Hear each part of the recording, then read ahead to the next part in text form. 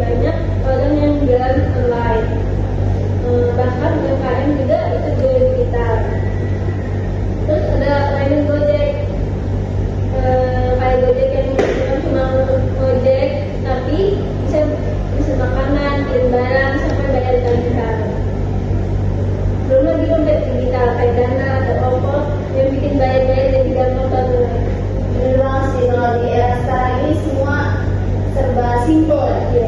Tinggal klik bayar selesai. Menurut Mbak Serina, dampak positifnya itu apa sih? Kalau menurut saya ya banyak sih. Yang pertama itu kan buka peluang kerja baru. Sekarang kan orang bisa jadi content creator, admin online shop, digital marketing, bahkan programmer. Yang kedua itu kan orang bisa buka usaha kecil, bisa jualan sampai luar kota atau luar negeri. Jadi pasarnya luas banget. Tapi mungkin nggak mungkin semuanya positif kan. Untuk dampak negatifnya menurut Abel itu gimana?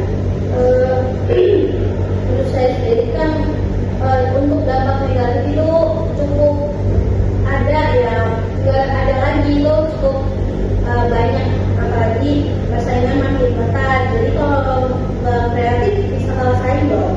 Terus juga ada risiko penipuan online secara langsung kayak yang tadi Mbak sebutkan.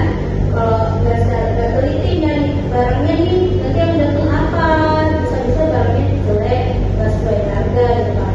Tanggal udah beli cuma 200 yang datang kok bahannya tanda tipis, nggak sesuai produk yang kita ekspektasikan gitu. Dan yang paling keras itu nggak semua daerah punya akses internet bagus.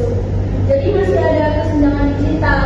Kayak andai di daerah yang agak terpencil atau pelosok gitu, untuk pengiriman paket itu kan agak susah ya, karena buat mengakses jalannya susah.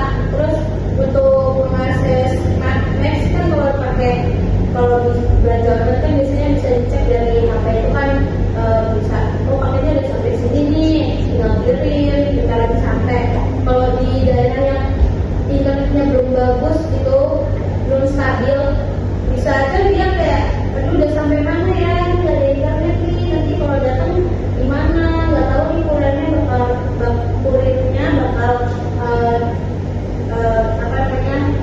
kasih tahu ke siapa, karena kan aksesnya susah kan.